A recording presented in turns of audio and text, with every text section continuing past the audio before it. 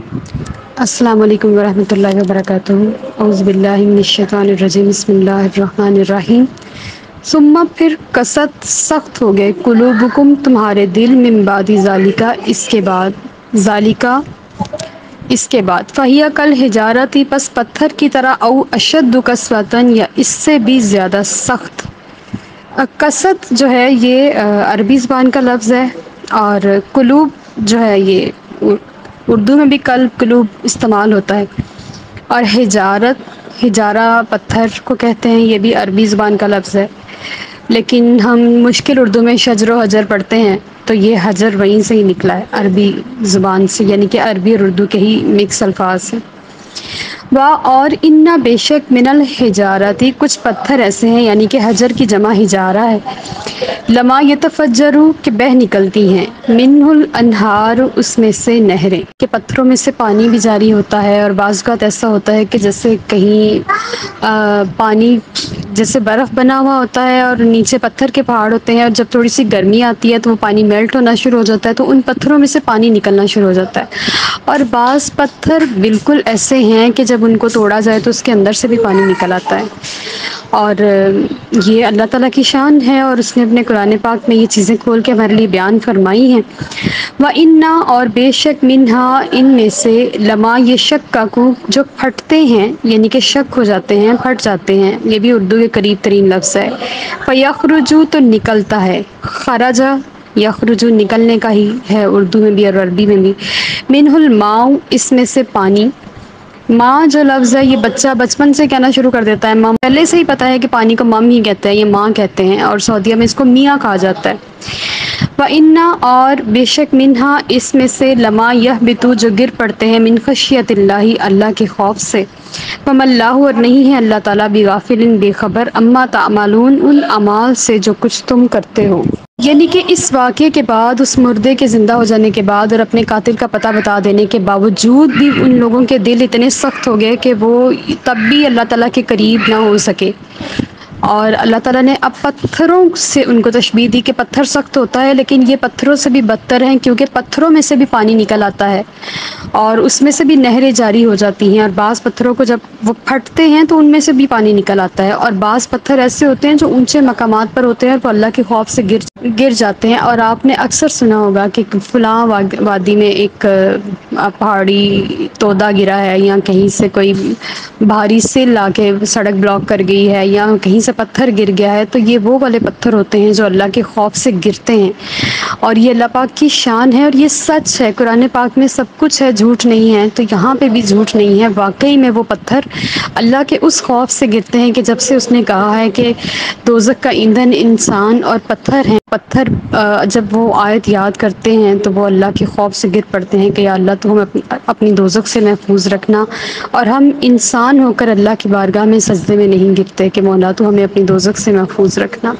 ہمارے پاس صرف 5 وقت کا بلاوا آتا ہے، اور اس میں بہت ہی تھوڑی سی نماز ہے، اس میں کوئی لمبی ایکسرسائز نہیں ہے، لیکن ہمارے پاس اس رب کی بارگاہ میں حاضر ہونے کا وقت نہیں ہے. اور اللہ تعالیٰ فرما رہے ہیں کہ وہ غافل نہیں ہے، جو تم کر رہے ہو وہ جانتا ہے، وہ ہر عمل سے باخبر ہے. اور کوئی بھی ذرہ برابر کی چیز آسمان اور زمین میں ایسی نہیں ہے جو اللہ سے چھپی ہوئی ہو. ہمارے لیے چیزیں چھپی ہوئی ہو سکتی ہیں، لیکن اللہ کے لیے کچھ بھی چھپا ہوا نہیں. دیوار کے پیچھے کا ہمیں علم نہیں، لیکن اللہ سینے کے رازوں کو بھی جانتا ہے. کیا فتطمعون تم امید رکھتے ہو ان یؤمنوا کہ تم کے ایمان لائیں گے لکم آپ پر، یعنی کہ یہ یہودیوں کی بات ہو رہی ہے. وقد کان فریق اور ایک گروہ منہم ان میں سے یسمعون جو سنتا ہے کلام اللہ کے کلام کو، ثم پھر یحرفونہ وہ اس کو بدل ڈالتے ہیں. یہ اگر ہم اردو کے قریب ترین دیکھیں تو ہم اس کو تحریف کہہ سکتے ہیں، تحریف کر دینا. یحرفونہ ان لفظ ہے، اس کو تحریف کر دیتے ہیں، بدل ڈالتے ہیں. من بعدی اس کے بعد، ما عقلہ خوب سمجھ لینے کے بعد، وہم یعلمون اور وہ جانتے بھی ہیں. کیا تم یہ امید رکھتے ہو کہ یہودی ایمان لائیں گے؟ ایسا ہو ہی نہیں سکتا، کیونکہ یہ بعض جب ان میں سے ملتے تھے نا ایمان والوں سے تو وہ کہتے تھے کہ اللہ کا کلام ہے، بڑا ہی شاندار ہے، اس کی زیر زبر شاد مد، اس کی ردیف قافیہ، اس کی نثر، اس کی شاعری ساری بہت اچھی ہے. اور انہوں نے سب سے پہلے ہی اللہ کے کلام کو بدلا تھا، توریت کو یہودیوں نے بدلا تھا، اور زبور انجیل بھی اپنی اصل شکل میں ابھی تک موجود نہیں ہے دنیا میں کہیں بھی۔ تو انہوں نے کلام الہی کو خوب سمجھ لینے کے بعد، عقلوہ اردو کے قریب ترین لفظ ہے عقل، رکھنے کے بعد، سمجھ لینے کے بعد، ساتھ جان لینے کے بعد، علم رکھنے کے باوجود اس کو بدل ڈالا تھا۔ تو ہم ان سے کیسے امید رکھ سکتے ہیں کہ یہ ہمارے قرآن پر ایمان لائیں گے، جبکہ انہوں نے اپنی کتاب کو عقل رکھنے کے بعد، سمجھنے کے بعد، جان بوجھ کر اس کو بدل ڈالا تھا۔ اور اذا جب لقو ملاقات کرتے ہیں یا ملتے ہیں، الذین آمنوا ایمان والوں سے، قالوا تو کہتے ہیں آمنا ہم ایمان لائے۔ اور اذا جب خلا اگر ہم اس کو اردو میں لیں تو خلوت بنتا ہے، یعنی کہ تنہائی میں ہوتے ہیں، جب تنہا ملتے ہیں، بعضهم الی بعض ایک دوسرے سے۔ قرآن پاک میں جہاں بھی یہ تین ورڈ آئیں گے بعضهم الی بعض، تو اس کا مطلب ہوگا ایک دوسرے سے جب بھی ملاقات کرتے ہیں۔ قالوا تو کہتے ہیں اتحدثونہم کیا تم بیان کرتے ہو، حدثہ ہے اس کا مادہ، کیا تم حدثو بیان کرتے ہو، نہم حدثونا تم بیان کرتے ہو، ہم انہیں، یعنی کہ تو حدثونا کا مطلب ہوتا ہے کہ جیسے ہم حدیث کا لفظی مطلب ہوتا ہے بیان کرنا، تو یہ اس سے یہ ورڈ نکلا ہے، کیا تم بیان کرتے ہو، بما فتح اللہ جو کھولا ہے اللہ نے، فتح کا مطلب کھولنا، علیکم تم پر، یہ فاتحہ سے بھی نکلا ہے کھولنے والی، لیحاجوکم تاکہ تم سے جھگڑا کریں، حاج کا مطلب ہے جھگڑا کرنا، بہی عند ربکم تمہارے رب کے سامنے، افلا تاکلون کیا تم عقل نہیں رکھتے۔ اب یہ جب مومنوں سے ملتے تھے یہودی تو ان سے کہتے تھے بھئی آپ کا کلام تو بڑا ہی شاندار ہے، یہ واقعی برحق ہے اللہ کا کلام ہے، اور جب یہ اکیلے اپنے دوستوں میں ہوتے تھے تو جیسے منافق کرتے تھے نا، اس طرح یہ بھی کرتے تھے، اور پوچھتے تھے ان سے کہ تم کیوں مسلمانوں کے اتنا آگے پیچھے پھر رہے تھے، ان کے کلام کی تعریفیں کر رہے تھے، کیا اگر وہ ایسا ہے تو تم ان پر ایمان کیوں نہیں لے آتے؟ اب کہیں ان کی باتیں سنتے یا ان کا کلام سنتے سنتے ان پر ایمان نہ لے آنا، تو وہ کہیں گے کہ نہیں نہیں ہم ان پر ایمان نہیں لاتے، ہم صرف ان کی باتیں سننے جاتے ہیں کہ وہ کیا کہہ رہے ہیں، ان کا کلام اچھا ہے اور بس، ہم ان پر ایمان نہیں لانے والے۔ تو وہ کہتے ہیں کہ اگر ان کے قریب رہو گے تو وہ تم پر دلیل قائم کر دیں گے، یعنی کہ دلیل قائم کرنے کا مطلب یہ ہے کہ وہ اس بات کو سند بنا لیں گے کہ دیکھو تم لوگوں نے خود ہی ہمارا کلام پڑھا، خود ہی اس کی تعریف کی، اب ایمان کیوں نہیں لاتے؟ تو اس طرح نہ کرو، ان کے کلام کی تعریف نہ کرو، کیا تم عقل نہیں رکھتے، وہ تمہیں اس مومن بنا لیں گے۔ اور دلیل قائم کرنے کا ایک مطلب یہ بھی ہے کہ اگر تم ان پر ایمان نہیں لاؤ گے تو وہ اپنی کتاب سے کچھ آیات نکال کر تمہاری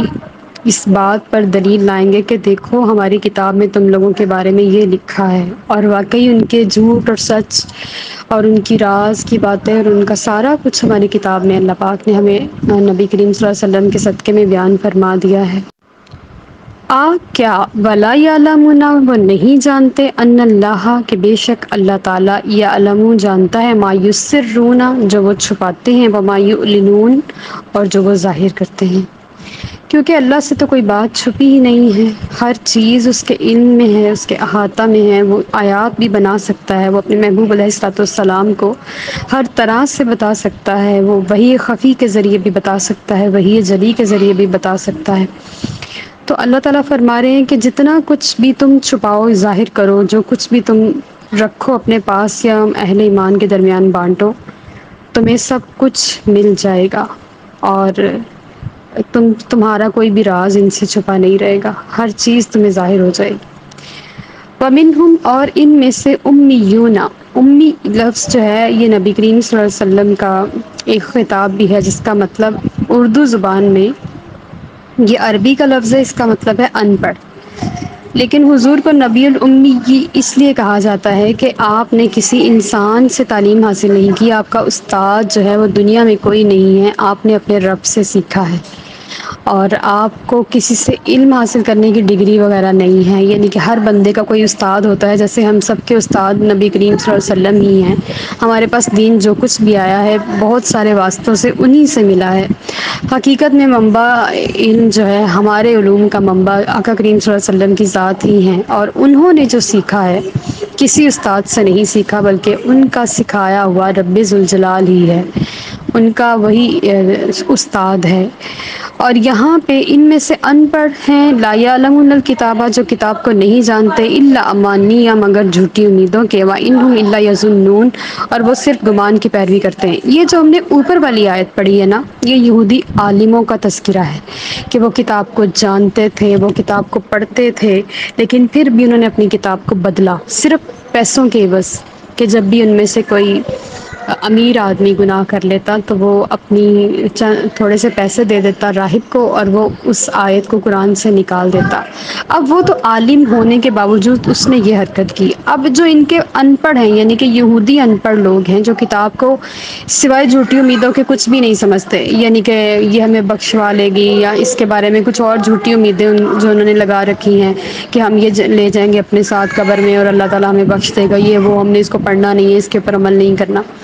اس طرح کی باتیں، صرف گمان کی باتیں، شک کی باتیں، یقین کی بات نہیں۔ تو پھر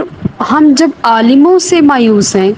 کہ انہوں نے اپنی کتاب بدل دی سبق لینے کے بعد، تو ان پڑھوں کے معاملے میں تو ہمیں بالکل ہی مایوس ہو جانا چاہیے، اور یہ کتاب کو محض وہم و گمان ہی سمجھتے ہیں، یعنی کہ وہ اس کے بارے میں شور نہیں ہیں۔ آیت نمبر 79، فویل، پس بربادی ہو، ہلاکت ہو، للذین، ان لوگوں کے لیے، یکتبون، جو لکھتے ہیں، الکتابہ، کتاب کو بھی، ایدیہم، اپنے ہاتھوں سے، ثم، پھر، یقولون، کہتے ہیں، ھذا من عند اللہ، یہ اللہ کی طرف سے ہے، لیشتروا، تاکہ خرید لیں، بھی، اس سے، ثمناً قلیلا، تھوڑی سی قیمت، فویل، پس بربادی ہے، لہم، ان کے لیے، مما کتبت، جو لکھا، کتاب سے لفظ ہے کتبت، جو انہوں نے لکھا، ایدیہم، ان کے ہاتھوں نے، فویل، وویل، پس بربادی ہے، لہم، ان کے لیے، مما یکسبون، جو وہ کماتے ہیں۔ اب یہاں پہ یہودی علماء کی حرکتوں کا تذکرہ ہے کہ یہودی علماء کیا کرتے تھے کہ جس کتاب کے، یعنی کہ توریت کے محافظ بنائے گئے تھے اور اس پر عمل کرنے کا انہیں حکم دیا گیا تھا، انہوں نے نہ صرف اس پر عمل بلکہ اللہ پاک کی آیات کو ہی بدل ڈالا، تاکہ کسی آنے والی نسل کے لیے کوئی صحیفہ، کوئی اس کی اوریجنل صورت ہی باقی نہ رہے۔ 80، وقالو، اور انہوں نے کہا، لن تمسنا، نہیں چھوئے گی نارو، ہمیں آگ، الا، مگر، یہ جو نہ ہے نا، اس کا مطلب ہے ہمیں، الا، مگر، ایامن، دن، معدودہ، گنتی کے چند دن، عدد سے لفظ نکلا ہے معدود، اور ایام تو ہم ویسے ہی اردو میں بھی ایام کہتے ہیں۔ کل، آپ فرما دیجئے، اتخذتم، آ کا مطلب کیا، اتخذتم، کیا لے رکھا ہے تم سے، عند اللہ، اللہ نے، عہدن، کوئی وعدہ، کیا تم نے اللہ سے کوئی وعدہ لے رکھا ہے، فلن یخلف اللہ، تو ہرگز، لن کا مطلب ہرگز، یخلفہ، خلاف ورزی کرے گا اللہ، اللہ تعالیٰ، عہدہ، اپنے وعدے کی، ام تقولون، کیا تم کہتے ہو یا بہتان باندھتے ہو، علی اللہ، اللہ پر، ما لا تعلمون، جو تم نہیں جانتے۔ یہودیوں کا اپنے رب کے بارے میں کیا عقیدہ تھا؟ چونکہ اللہ پاک نے ان پر بے تحاشا انعامات فرمائے تھے، موسیٰ علیہ السلام کی قوم تھی، اور ان پر واقعی میں اللہ تعالیٰ نے معجزات اور روشن نشانیاں عطا فرمائی تھی، جو مانگتے تھے مل جاتا تھا، جو کہتے تھے ہو جاتا تھا۔ اللہ پاک نے ان پر بڑا کرم کیا تھا، لیکن چاہیے تو یہ تھا نا کہ اگر ظرف والے ہوتے تو شکر میں جھک جاتے، لیکن کم ظرف تھے، اس لیے اکڑ گئے۔ آج بھی اگر ہم کسی کم ظرف کے اوپر احسان کرتے ہیں تو وہ اس کو اپنا حق سمجھ کے وصول کرتا ہے، لیکن اگر کسی ظرف والے کے اوپر کرتے ہیں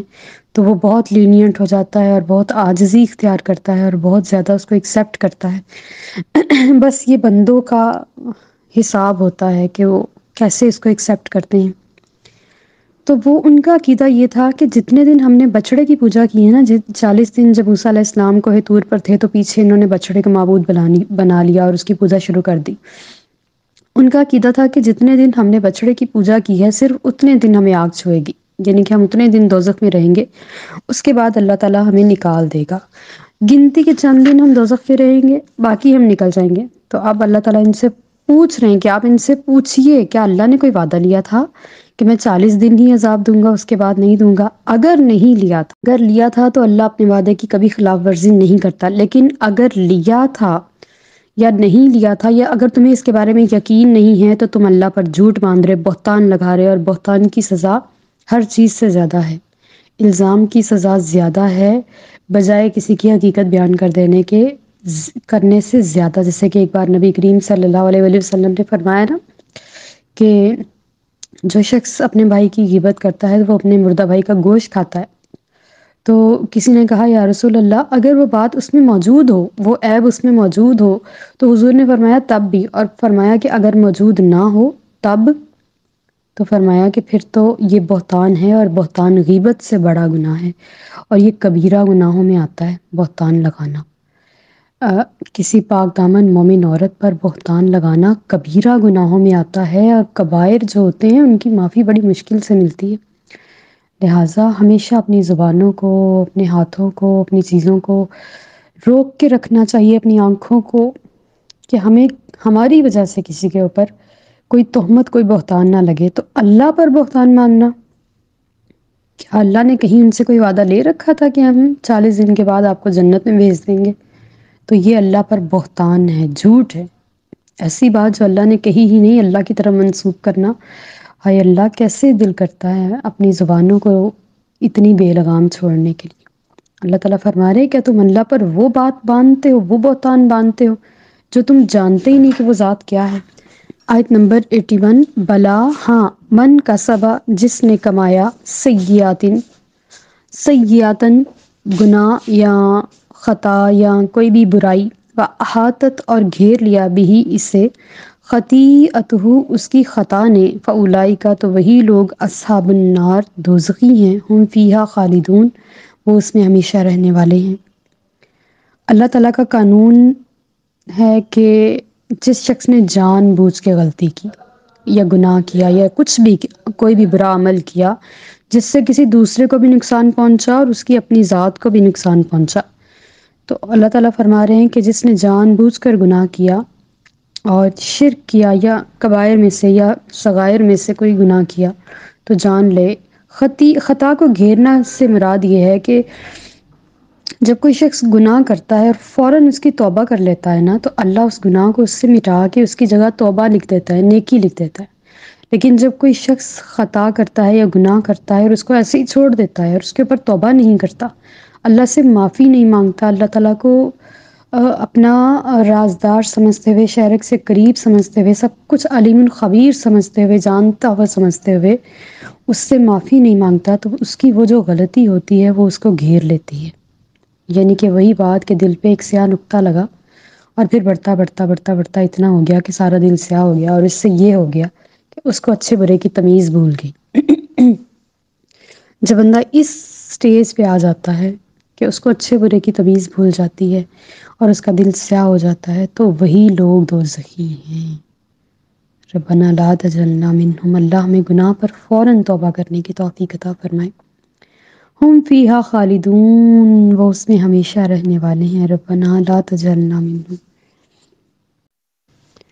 آیت نمبر 82، والذین اور وہ لوگ، آمنون جو ایمان لائے، وعملوا الصالحات اور نیک اعمال کیے، اولئک یہی وہ لوگ ہیں، اصحاب الجنتی جو جنتی ہیں، ہم فیہا خالدون وہ اس میں ہمیشہ رہنے والے ہیں۔ اب یہاں پہ ایمان والوں کا تذکرہ ہو رہا ہے۔ اسلام سے پہلے یوں ہوتا تھا کہ انسانیت کی تقسیم تھی،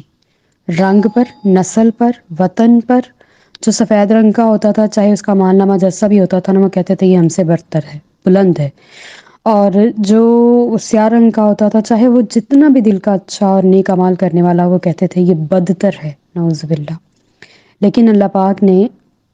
یہ ساری رنگ، نسل اور یہ چیزیں صرف پہچان کے لیے رکھی ہیں، باقی اس کی بارگاہ میں تقویٰ ہی پسندیدہ عمل ہے۔ جو گناہوں سے سب سے زیادہ ڈرنے والا ہے وہ اس کو سب سے زیادہ پیارا ہے۔ تو اللہ تعالیٰ فرما رہے ہیں جو بھی شخص چاہے وہ گورا ہو، کالا ہو، کسی بھی نسل، رنگ اور وطن سے تعلق رکھنے والا ہو، مسلمان ہو، ایمان والا ہو، اچھے عمال کرنے والا ہو، تو وہ جنتی ہیں، ہم فیہا خالدون وہ اس میں ہمیشہ رہیں گے۔ آپ نوٹ کیجئے گا قرآن پاک کی آیات کی جو حسن ہے وہ اس بات پر ہے کہ جہاں اللہ عذاب کا تذکرہ کرتا ہے وہاں ہی اپنے مومنوں کو تسلی دینے کے لیے ساتھ ہی رحمتوں، جنتوں اور اپنے کرم اور اپنی بخشش کا بھی اعلان فرما دیتا ہے۔ وہ ہم سے ہماری ذات سے بڑھ کر پیار کرتا ہے، ہمارے اپنے وجود سے بڑھ کر ہمیں چاہتا ہے، اور وہ شہرک سے قریب ہے اور 70 ماؤں جتنا پیار کرنے والا ہے۔ وہ اپنے بندوں پر بڑا مہربان